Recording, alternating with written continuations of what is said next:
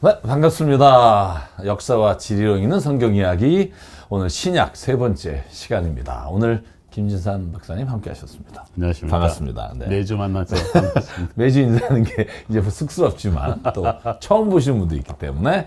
자, 저희가 지난 시간에 알렉산드리아를 두 번에 거쳐서 이야기 나눴습니다. 네. 그래서 알렉산드리아가 지중해 남쪽에 있는, 그러니까 이집트에 있는 지역인데, 그곳에서 70인역이 번역되고 네.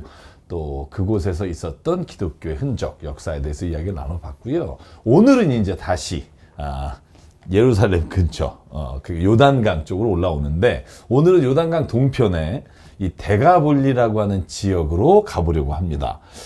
자, 이제 목사님, 그 데가볼리라고 하는 지역이 네네. 사실 성경에 나오긴 나오는데, 네네. 그 지역이 우리가 이제 성경 안에서 기억하고 있는 지명들 혹은 또 데가볼리라는 이름의 특징 먼저 말씀해 주시면 좋을 것 같아요. 네. 일단 요단강을 중심으로 해서 요단 동편 산지. 사실 요단 동편 산지에 대한 이야기는 구약 성경에 꾸준하게 이제 나타나죠. 일단 우리 출애굽 경로에서도 모세가 물론 이제 가나안 땅 못 들어오지만 느보산에 올랐다고 하는 거. 그렇죠. 느보산에 오르는 그 과정에서 보면 예를 들면 뭐 바산 왕 옥과 싸웠다. 그렇죠. 그다음에 아모리 족속과 싸웠다. 네, 이게 네. 이제 민수기 21장에 잘 기록이 되어 있어요.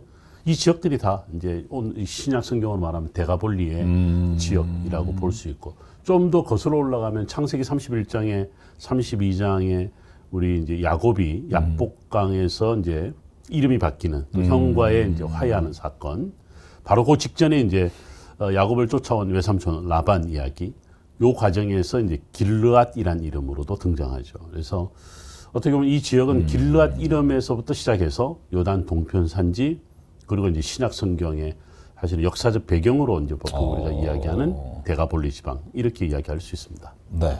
그러니까 우리가 이렇게 딱 그 유대 지역, 우리 지도 이제 나중에 네, 나오는 팔레스틴 보시겠죠. 지역을 놓고 보면 요단강 동편에, 그러니까 갈릴리를 중심으로 해서 그 아래쪽으로 형성된 도시가, 좀 더 정확히 네, 말하면요. 정확히 말하면 어떻게 되죠? 우리가 이제 지도 이제 나오면서 보실 텐데, 헐몬산에서부터 네. 갈릴리 호수까지, 그다음에 갈릴리 호수에서 저 밑에 사해까지, 이 지역 전체를 우리가 이제 요단강을 그렇죠. 이제 중심으로 이제 이야기해서 동편 산지, 서편 산지 이제 이렇게 이야기하죠.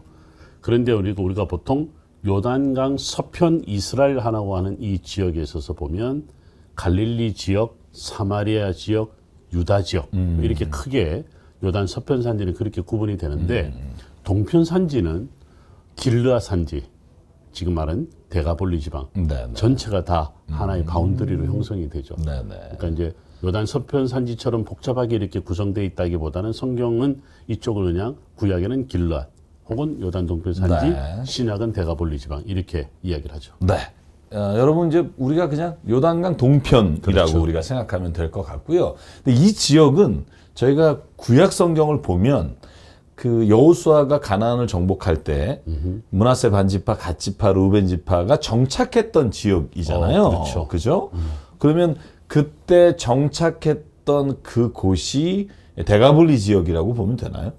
맞습니다. 그 이제 좀 더 정확히 말하면 므낫세 반지파, 그 다음에 이제 르우벤 지파, 갓지파, 이제 북쪽에서 내려올 때 아까 지금 목사님 말씀하셨던 것처럼 헐몬산에서 갈릴리 호수까지를 이제 제가 먼저 이렇게 지리적으로 규정을 했는데, 그 지역의 이제 동편 지역은 므낫세 반지파 땅. 네.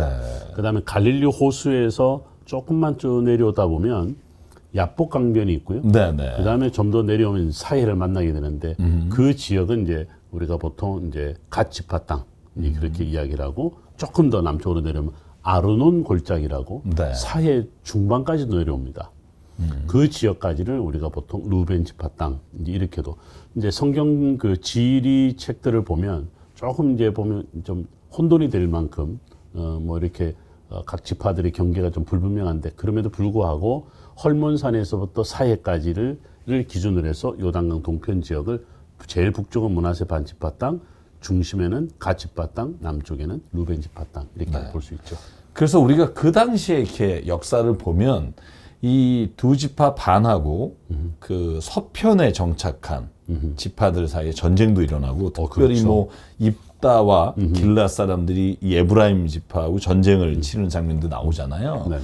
그러니까 그런 장면들이 나오는 게 이 지형하고도 관계가 좀 있나요, 관계가?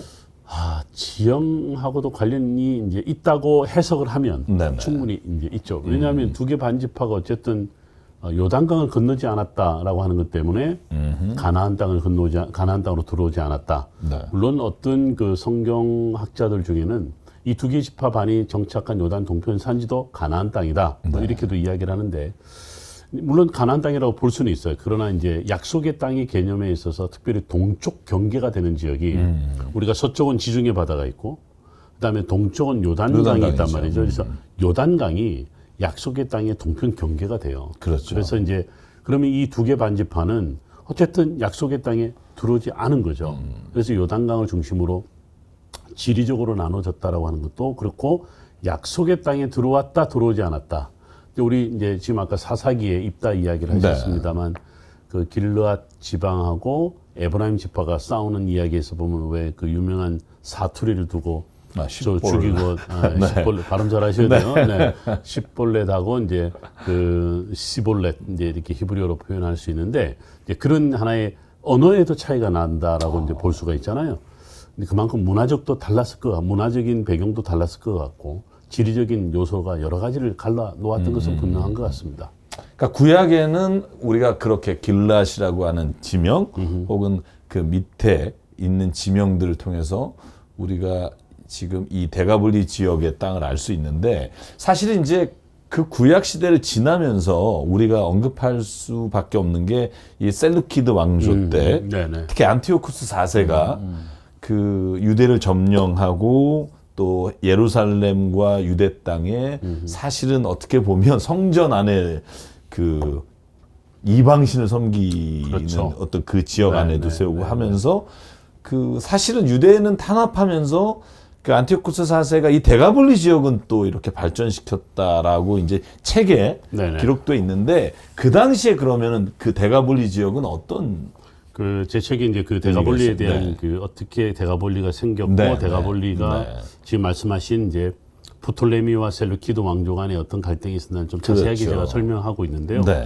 우선 알렉산드리아를 중심으로 헬레니즘이 이제 시작되었다. 그렇죠. 그러면 이제 헬레니즘의 영향력이 이스라엘 땅에도 당연히 이제 밀어닥쳤죠. 뭐 알렉산더도 지나간 땅이고 알렉산더가 허락을 해줘서 사마리아 사람들이 그리심산에다가 자신들의 성전도 지었으니 그러니까 헬라 문화가 심지어 알렉산드리아라고 하는 그 헬레니즘이 시작되게 되는 도시 이전에 이미 이스라엘 땅에는 헬라 문화가 들어오기 시작을 했단 말이죠.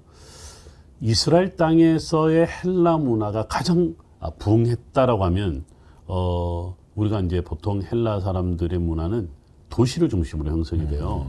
그래서 헬라 사람들의 그 영향에 미친 도시는 그 이름이 폴리스라는 이름이 붙여집니다. 지금 말하는 볼리, 내가 볼리 할 때 볼리가 바로 폴리스거든요.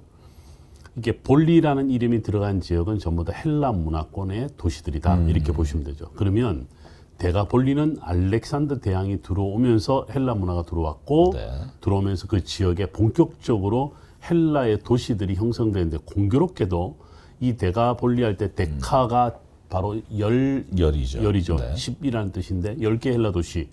그 우리가 보통 이 헬라의 문화들은 도시 문화들은 동맹 시스템을 가져가요. 우리 옛날에 왜 고린도 동맹, 펠로폰네소스 동맹, 대가볼리 동맹 이런 이야기 동맹을 듣는데 대가볼리도 역시 동맹을 이룬 지역, 즉 각각의 10개의 도시들이 동맹을 이루는 하나의 이제 그 정치 체제도 그렇고 통치 체제도 그랬을 것이다. 근데 공교롭게도 이게 다 요단 동편 산지예요. 그러네요. 요단 동편 산지 물론 한 군데 베시안이라고 하는 이름은 나중에 스키토폴리스로 불리는 이 지역을 제외하고 나머지는 전부 다 동편 산지에 있단 말이죠. 그래서 이제 어떻게 보면 요단강을 사이에 두고 구약 성경 시대에도 아까 말씀하신 것처럼 동서가 서로 다퉜다라고 하는 건데 헬라 문화가 들어오면서 헬레니즘이 유대 땅에 깊숙이 들어오면서 이 요단강을 중심으로 동편은 헬라 문화가 융성하게 발전하고 서쪽은 헬라 문화를 거부하면서 유대의 정체성을 지켜가려고 했던 마치 요단강을 두고 또 다른 싸움이 시작된 네. 지리적인 그런 배경도 있다 볼 수 있습니다. 그래서 제가 그걸 좀 한번 듣고 싶어요. 예를 들면 중간사라고도 우리가 말하는데 사실은 이 셀루키드 왕조의 그 안티오쿠스 4세가 그 유대인을 탄압하고 그러면서 이제 헬라화된 도시 데가볼리를 어떻게 보면 발전시키면서 그렇죠. 안티오쿠스 4세가 뭐 너무 지나치게 탄압하다 보니까 거기에 대한 반작용으로 나온 게 이제 하스모니아 왕조잖아요. 그렇죠. 그래서 사실은 하스모니아 왕조가 100년 정도 독립한 기간이 있었는데 사실 그 기간 동안에도 이 데가볼리 지역은 오히려 유대인들로부터 탄압을 받았던 지역으로 이렇게 기록이 돼 있어요.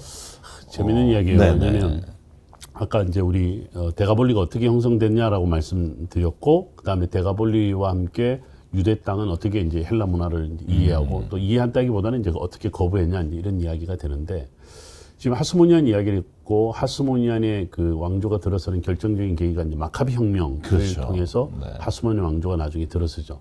마카비 혁명 자체가 바로 지금 언급하신 안티오쿠스 4세, 우리가 보통 안티오쿠스 에피파네스라고 네, 말하는 비판했어요. 이 셀루키드 왕조의 아주 대표적인 왕인데, 이 사람에 의해서 유대 문화가 침범당하죠. 침범당하는데 이제 그 침범당한다는 게 성전 제사에 제우스 신전을 만들어 놓고 제우스 신에게다가 절을 하게 하는데, 그냥 절하게 하나요? 돼지를 잡아놓고 돼지 목을 따서 이제 거기다 절하게 하는, 이렇게 제사장들이 예루살렘 성전에서 드려야 되는 제사장들이 이 제사를 마치고 난 다음에 가서 제우스 신 앞에 또 엎드려서 전하는, 이 참 엄청난 그 어떻게 보면 유대인들로는 받아들일 수 없는 일이 일어난 거죠. 이 모든 일을 주도했던 사람이 바로 안티오코스 4세였단 말이죠. 이제 여기에 반란을 일으켰던 게 이제 마카비 혁명이고, 주전 167년부터 164년까지 이제 3년의 했던 혁명 과정을 통해서 이제 성공하고 하스모니아 왕조가 들었어요. 그러면 하스모니아 왕의 배경은 안티 헬레니즘이죠. 안티 헬레니즘이 되다 보니 저쪽에 헬레니즘으로 아주 가득 그 어떻게 융성한 발전을 데가볼리와 적대적 관계가 형성될 수밖에 없는데, 그런데 우리 이제 앞으로도 공부 계속 하겠습니다만 하스모니아 왕조가 이제 쉽게 말하면 바로 헬레니즘에 대해서 대항하면서 들어섰는데, 점차 새로운 헬레니즘을 또 받아들이는 듯하게, 우리 신식민지 이론처럼 헬레니즘을 오히려 좋아하는 새로운 하나의 지배 세력이 형성이 되죠. 아, 그 안에서? 그 안에서. 그러다 보니까 이제 이 하스모니안도 계속 이제 어떻게 보면 갈등이 일어나는데, 그렇지만 초기에 요한 히르카누스라는 사람이 이제 있을 때까지는 아까 말했던 이 하스모니아 왕조의 이 정체성, 안티 헬레니즘은 아주 유지가 되죠. 이때 이제 소위 이제 아까 목사님 말씀하셨던 데가볼리 지방을 침략합니다. 침략하면서 이제 헬라 문화를 전부 다 몰아내는. 이제 이 양반은 그 하스모니아 왕조 자체가 다윗 왕조도 아니고 대제사장 집안이 아님에도 불구하고 자기들이 나중에 대제사장직이나 왕조를 형성을 하는, 어떻게 보면 유대 국가 유대 어떻게 보면 정통성을 세웠다라고 말하지만 이네들도 정통성이 없는 거죠. 그럼 뭐겠어요? 백성들에게 우리도 다윗 왕가는 아니지만 다윗 왕조의 약속, 하나님과의 약속을 지키는 왕조다라는 의미에서 예전에 다윗이 점령한 땅을 다 점령하고 예전에 그 성전 시대의 그 유대성을 세웠던 모든 지역들을 다 점령하는 것으로 어떻게 보면 자신들의 왕가에 대한 정통성을 형성하려고 했던지 모르죠. 그래서 헬레니즘을 더 탄압하고 헬레니즘을 더 공격했다, 이렇게 볼 수 있는데, 그 대표적인 사람이 바로 이제 요한 히르카누스라는 사람이죠.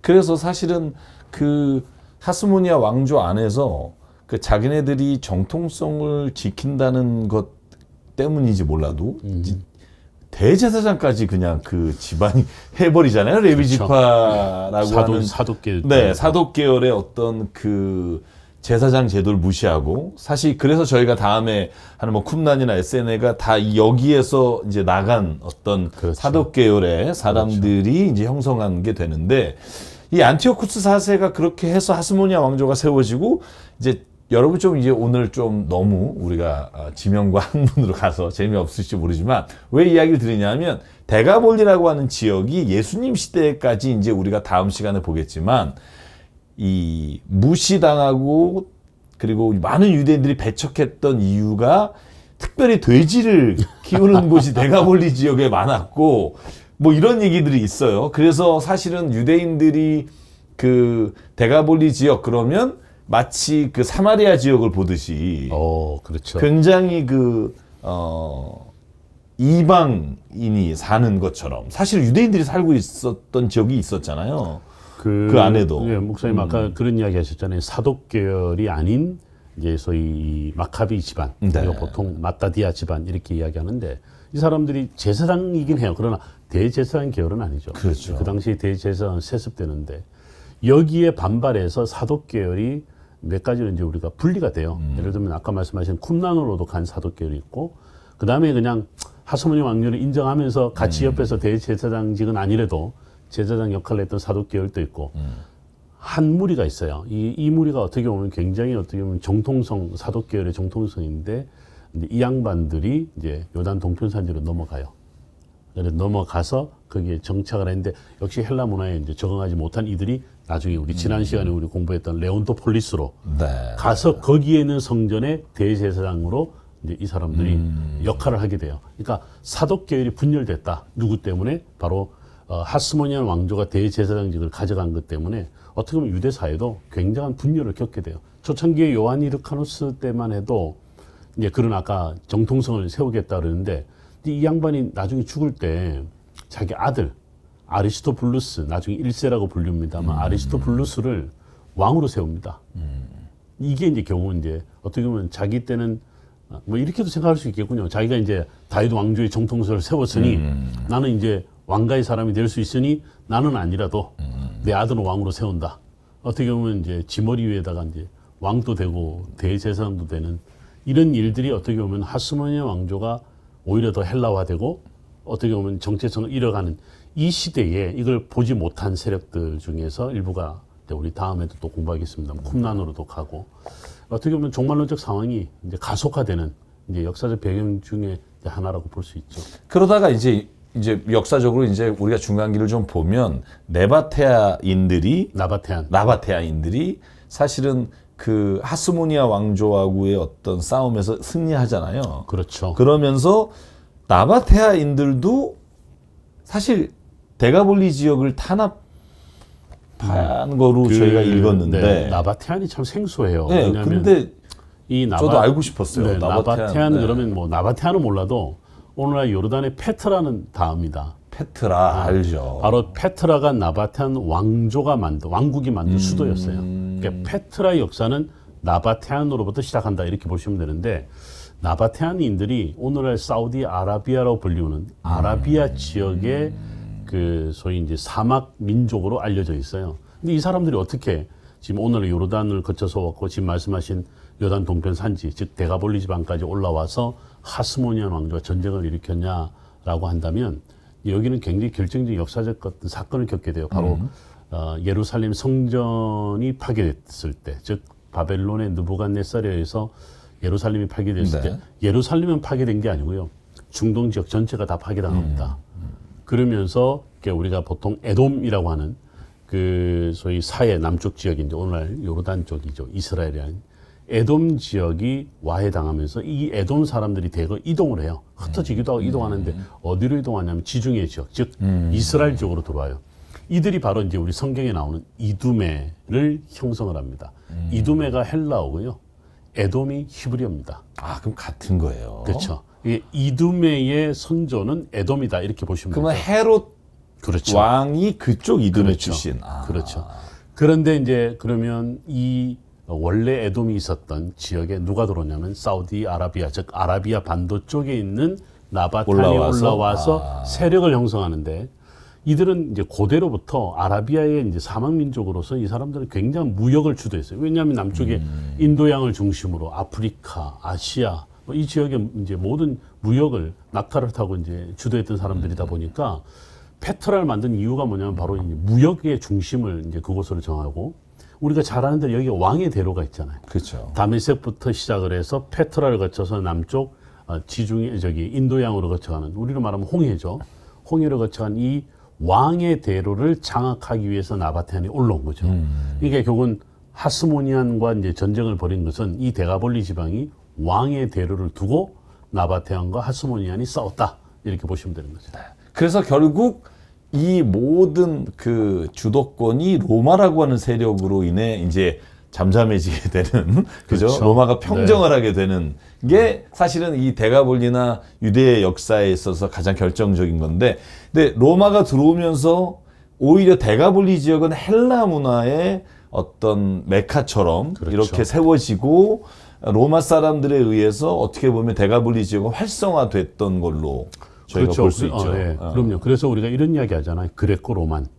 소위 이제 그리스 문화가 로마 문화의 기초가 됐다. 그렇죠. 예, 그렇게 이야기하죠. 그래서 우리가 보통 신약 성경 시대는 로마 시대다 이렇게 말하지 않고요. 그레코 로만 시대다 이렇게 이야기를 하는데 그 대표적인 장소가 바로 데가볼리 지방입니다. 그러니까 이제 로마의 폼페이가 주전 64년, 63년에 들어오면서 하스모니안 왕조를 몰아내고 네. 그 다음에 이제 당연히 이제 헬라의 어떤 여러 세력들을 전부 다 이제 제거하면서 명실공히 로마 제국의 땅이 되지만 로마가 통치 방식은 그 지역의 방식을 그대로 두어서 그렇죠. 경우가 많잖아요. 이제 데가볼리라고 하는 이 동맹을 그냥 뭐 뒀던 거죠. 둬서 이제 우리가 보통 성경을 읽다 보면 자주 듣게 되는 지명 중에 하나가 뭐 거라사, 가다라 이런 지역, 그 다음에 이제 다메섹, 그 다음에 이제 우리가 보통 요르단의 오늘날 수도가 이제 암만인데 원래의 암몬이라고 하는 옛날 고대의 에돔 암몬 모압할 때 암몬의 이제 중심 도시였는데요. 랍바성이라고 하는 곳이었죠. 거기를 이제 아까 우리 잠깐 말씀드렸습니다만 셀루시드 키드 왕조가 통치하기 전에는 프톨레미 왕조가 먼저 통치를 그렇죠. 했었어요. 거기에 보면 필라델푸스 왕, 우리 왜 70인경 네, 다룰 네, 때 네. 그 필라델푸스의 이름을 따서 필라델피아라는 이름을 불렀죠. 지금 많죠. 그런 지명이. 그런 지명이 많습니다. 이제 그래서 이제 헬라 문화가 얼마나 대단한 문화였는지는 오늘날까지도 이제 우리가 아는데요. 로마가 들어와서 모든 지역을 평정했지만 헬라 문화를 뭐 말살하거나 없애지 않고 그 데가볼리 문명, 그 동맹을 그대로 두면서 헬라 문화를 유지시켰다. 그래서 이제 이스라엘의 어떤 역사적 배경에 있어서 역시 이 헬라 로마 문화적 배경은 굉장히 중요한 자리매김하죠. 그래서 어떻게 보면 예수님 시대까지 이제 우리가 이어집니다만 다음 시간에 우리가 좀 더 이 부분을 그렇죠. 다루겠습니다만 네. 어쨌든 그 이방인의 땅에 유대인들도 살았고 예수님도 가셨었다.